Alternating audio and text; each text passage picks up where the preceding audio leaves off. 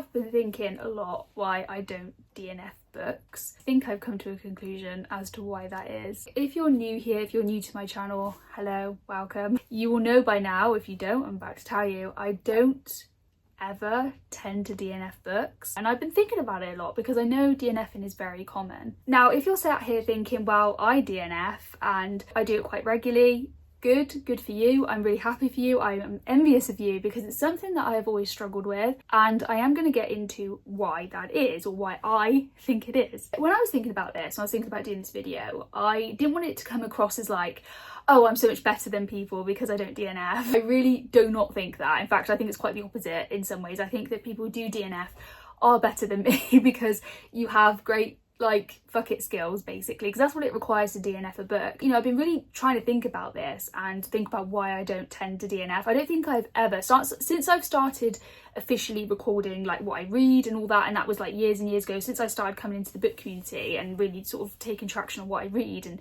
statistics and stuff, I've never ever done it. And that is part of the reason why, is because of my reading goal and statistics. When I was looking at it, and I had to be honest with myself, why don't I DNF books? A big part of that, and I'll be, like I said, I'm being completely honest with you guys, is because of my reading goal. So generally every year it does vary, but I give myself a goal on Goodreads, but it's also a goal for myself that I read at least 50 books a year. I end up suppressing that a lot of the time, but it's just something for me that I like to do. And I often do, like I said, suppress it. I go over that and I feel very happy and I feel very accomplished doing that. I know at the back of my mind that if I don't finish said book, it doesn't technically count as me reading it.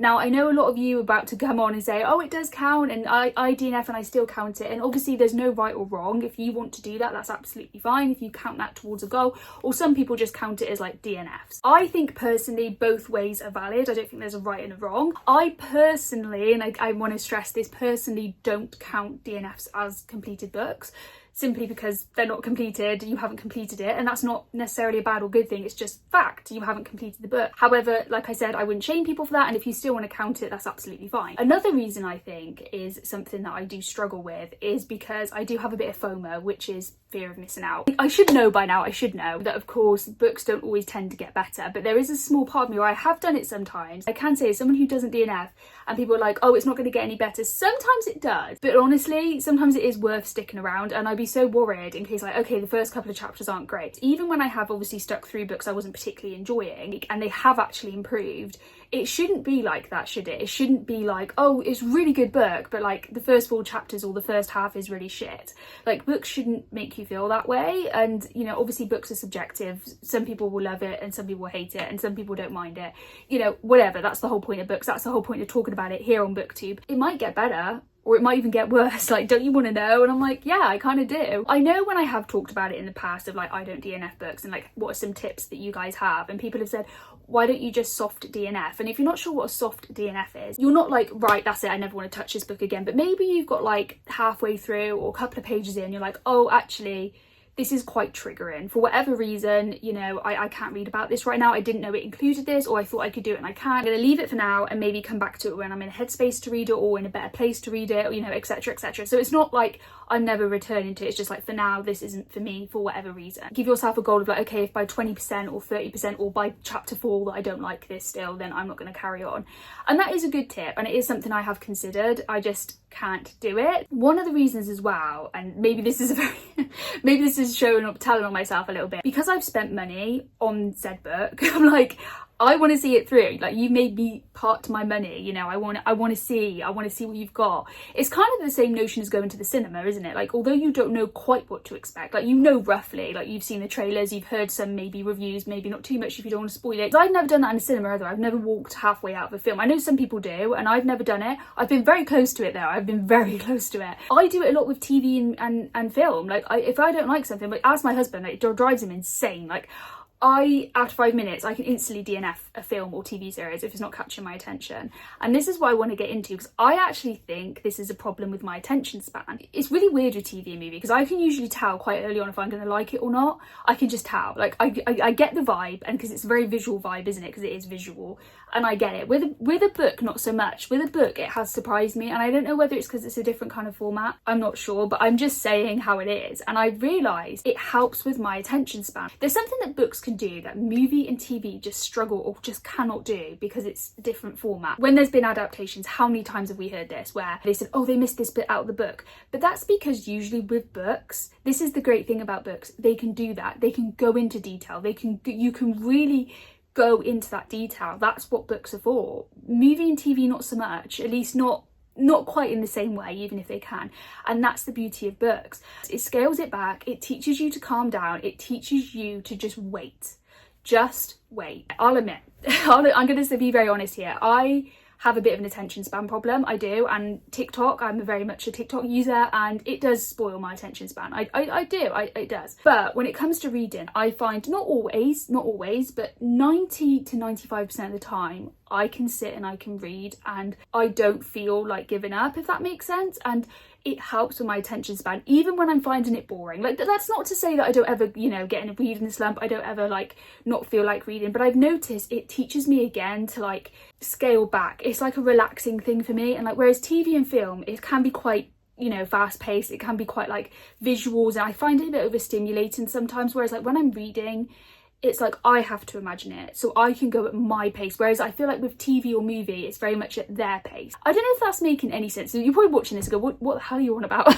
Like I said, there are kind of shallow reasons why I think I do, if I'm being honest, don't DNF, and I think it is because of the whole reading goal. But then I have, I still do carry on with books I'm not particularly enjoying, even when I reach my reading goal. Like I said, I often suppress my reading goal halfway through the year. So say if by June I've read over 50 books, I don't have to you can DNF now, Beth, it's fine. It's not going towards your reading goal. As I've come into the book community, I feel I can't really, this is a personal, I can't really feel I can give a full opinion on a book if I haven't read it the whole way through. I get it, sometimes books don't change and they just, or they're straight up offensive, and it can be very hard then to carry on with that book. But then at least I can say, well, I did read it, I finished it, and I feel a lot of people who review stuff, and not just books, I'm on about movies and TVs, they also feel that way, they're hating it, but they know they have to carry on because otherwise people go, oh, well, you did watch episode 9 and that actually did this, and you how could you say that? I think sometimes for me as well, I do forget that reading is meant to be enjoyable, and you are meant to enjoy it or meant to get pleasure out of it. It's meant to be funny, it's meant to make you laugh, it's meant to make you cry. Sometimes it doesn't have to do anything, sometimes it'll give you no emotions. That's fine too. It doesn't always have to elicit emotions or reactions from people. Reading tends to be generally a lonesome activity. It doesn't have to be, and it's not always, but it tends to be. So therefore I feel that's why for me, it helps. It just does. It helps with my attention span. It helps me to keep going. And I think that's why, when I really looked into it, and I thought, why don't I DNF?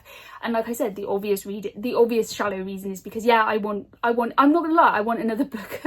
I want another book on my reading goal. And another reason is because of the attention span. It does help me. And it helps me learn it's okay. Books sometimes are not great, and sometimes they're not even that bad. They're not awful, but they're just boring or they're dull. And sometimes I think boring and or dull books can be just as bad. I think DNFing, like I say, is not a good or bad thing. It's whatever you want to do. But I struggle. I struggle. As someone who doesn't have a great attention span, how can I do that? How can I carry on reading a book that I don't particularly like for whatever reason, and I carry on? And it does. I find it helps me because it's reminding me that just to keep going. I don't know why I do it. If you're a psychologist, please comment on this because I need to know.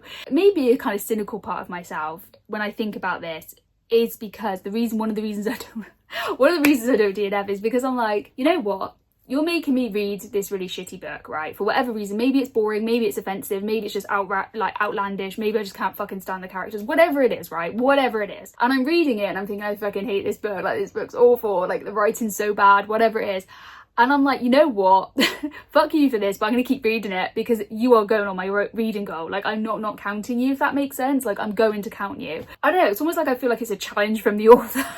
Why do I take it personally? They're not going, right, Beth, you need to make sure you read this. This is a challenge. Can you read this book? And I'm yeah, I don't know, but that's maybe in my warped brain. I see it as some sort of challenge. But I do think sometimes it is worth just carrying on just a little bit longer, just see.